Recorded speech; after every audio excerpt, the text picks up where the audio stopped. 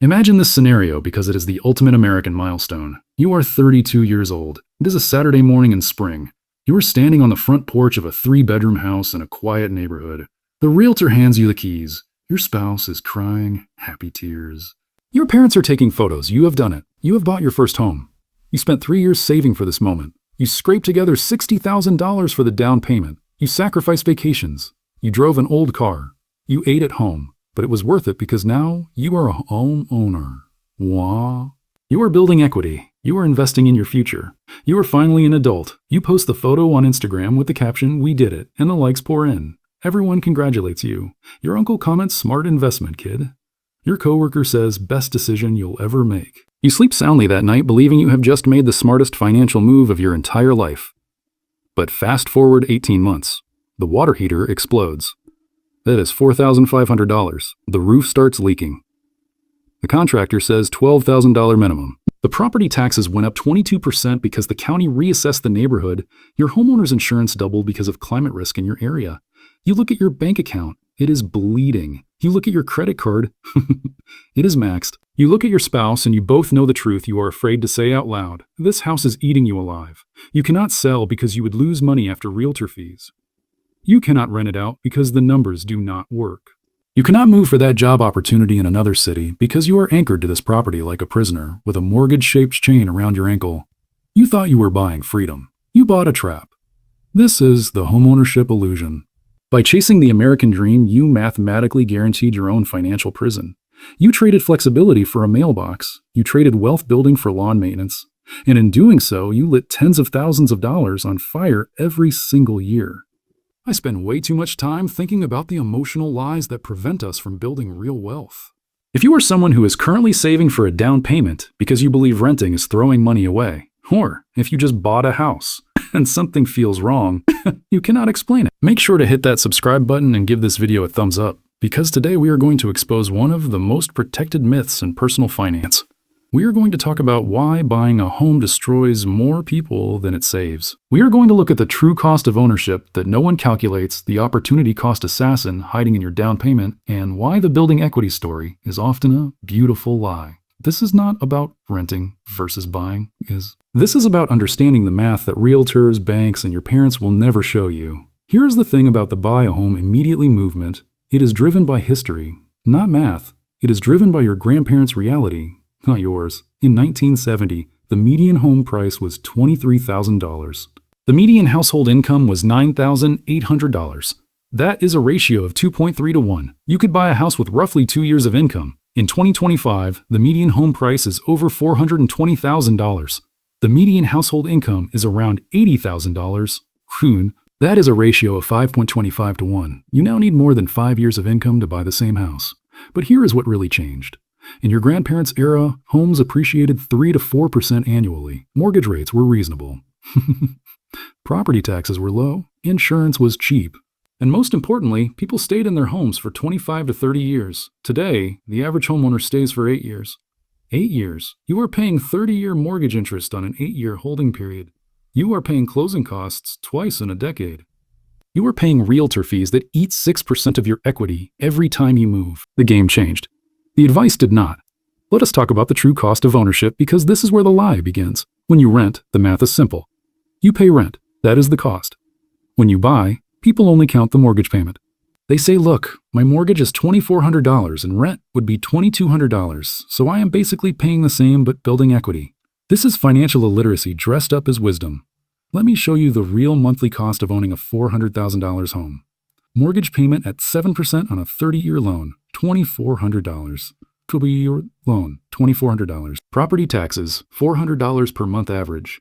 Homeowner's insurance, $200 per month. Private mortgage insurance, if you put down less than 20%, $150 per month. Maintenance and repairs, which experts estimate at 1 to 2% of home value annually, $400 per month. HOA fees, if applicable, $250 per month. Your real monthly cost is not $2,400. It is $3,800. But wait, there is more. You also lose the opportunity cost on your down payment. If you put $80,000 down and that money could have earned 8% in the market, you are losing $533 per month in potential growth. Your true monthly cost is now $4,333. Compare that to renting the same home for $2,200. The renter is saving $2,133 every single month. If that renter invests the difference, they will have over $500,000 in 15 years. You are not building wealth. You are buying the illusion of wealth while the renter quietly gets rich. Let us dig into the down payment trap, because this is the silent killer no one talks about. That's $60,000 or $80,000 you saved for years and handed to the seller. It is now dead money. It is equity, but equity is not wealth. Equity is a number on a website. You cannot spend it. You cannot invest it. It sits frozen inside walls and floorboards producing absolutely nothing. Let me show you the assassination happening in slow motion. If you took $80,000 and invested it in a low-cost S&P 500 index fund, instead of using it as a down payment, here's what happens. At 8% average annual return, that $80,000 becomes $172,000 in 10 years. It becomes $370,000 in 20 years. It becomes $800,000 in 30 years. $800,000. That is the price of your down payment decision. And remember, during those same 30 years, you would have also been investing the monthly difference between your true ownership cost and rent. That is another $1 million or more. The home buyer celebrates building equity, while the intelligent renter quietly builds an empire. But here's what makes this truly cruel. The home might appreciate, sure. But historically, residential real estate appreciates at roughly 3 to 4% annually, barely beating inflation. The stock market returns 8 to 10%. You are choosing the slow horse because it has a pretty mane. You are not investing, you are parking. Now let us talk about the cost nobody calculates, the flexibility tax. When you own a home, you are geographically handcuffed.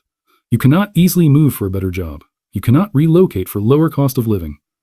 You cannot escape if the neighborhood declines. You are stuck. In the modern economy, the ability to move is worth a fortune. Studies show that people who relocate for career opportunities earn 30 to 50% more over their lifetime than those who stay in one place. But you cannot relocate when you own. Or rather, you can, but it costs you $30,000 to $50,000 in selling costs, closing costs, moving costs, and temporary housing. Every move destroys years of equity building. So you stay. You turn down the job offer in Austin. You say no to the promotion that requires moving to Denver. You watch your income stagnate while your mobile friends climb the ladder. The house did not trap your money. It trapped your career. It trapped your income potential. It trapped your future self.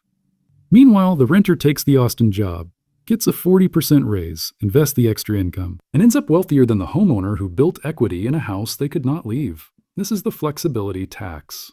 You paid it the moment you signed the mortgage, and you will keep paying it every year you cannot move. There is another cost that never appears on any spreadsheet, the mental bandwidth tax. Homeownership is a second job you did not apply for. The lawn needs mowing. The gutters need cleaning. The Luvac-CC filter needs replacing. The dishwasher breaks. The garage door stops working. The foundation cracks. Every single week there is something, a decision, a repair, a phone call, a contractor who does not show up, a bill you did not expect. This is not wealth building. This is unpaid labor. And here is what no one tells you. This labor has a cost. The hours you spend managing your property are hours you are not spending building a business, advancing your career, investing, or simply resting. The stressed homeowner works their day job, comes home, and works their second job as property manager. The renter works their day job, comes home, and starts a side business that eventually replaces their income. 5 years later, the homeowner has a house worth 15% more and gray hair. The renter has a business generating $10,000 per month in geographic freedom. You traded your energy for equity. You traded your focus for a foundation. That is an expensive trade. Now you might be thinking, but wait, at least I am building equity instead of paying someone else's mortgage. I have heard this objection 1,000 times. Let me reframe it. When you pay rent, you are paying for housing. That is a service. You are buying the right to live somewhere without responsibility, without risk, and without being trapped. That is value. When you pay a mortgage in the first 10 years, roughly 70% of your payment goes to interest. You are paying the bank, not yourself. You are building the bank's wealth, not yours. The throwing money away argument ignores that you are also throwing money away on mortgage interest, property taxes, insurance, maintenance, and opportunity cost. The renter throws away rent.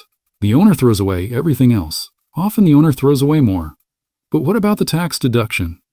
With the standard deduction now over $14,000 for individuals and $29,000 for couples, most homeowners do not even benefit from itemizing anymore. The tax advantage has largely evaporated, but my home will appreciate, maybe, or maybe the market corrects, or maybe your specific neighborhood declines.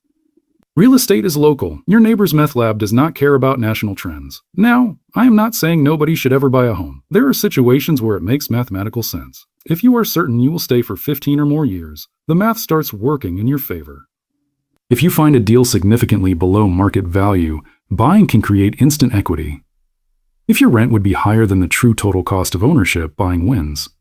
If you will use the property to generate rental income, real estate becomes an investment, not just consumption. But these situations are rarer than people admit. Most people buy too soon, pay too much, stay too short, and lose. Here's the mindset shift that will change everything. Stop viewing homeownership as an achievement. It is not a trophy. It is a financial instrument.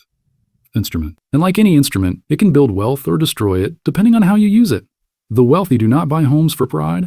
They buy for cash flow, for leverage, for tax strategy. The middle class buys homes for status, for approval, for the feeling of being a real adult.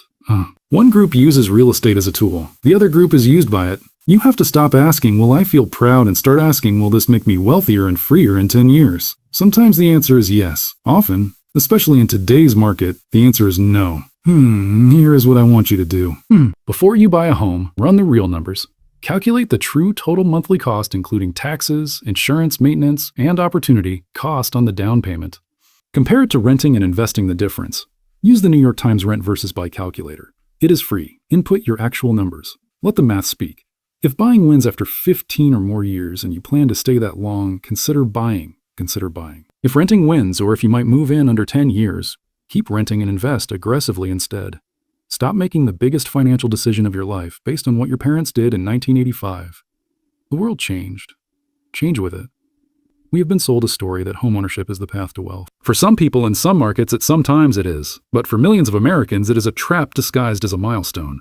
A home can be a sanctuary.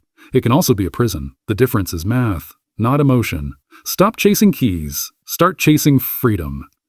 If this video made you pause that down payment savings goal for a minute, share it with someone who needs to hear the other side of the story. Thanks for watching. I will see you in the next one.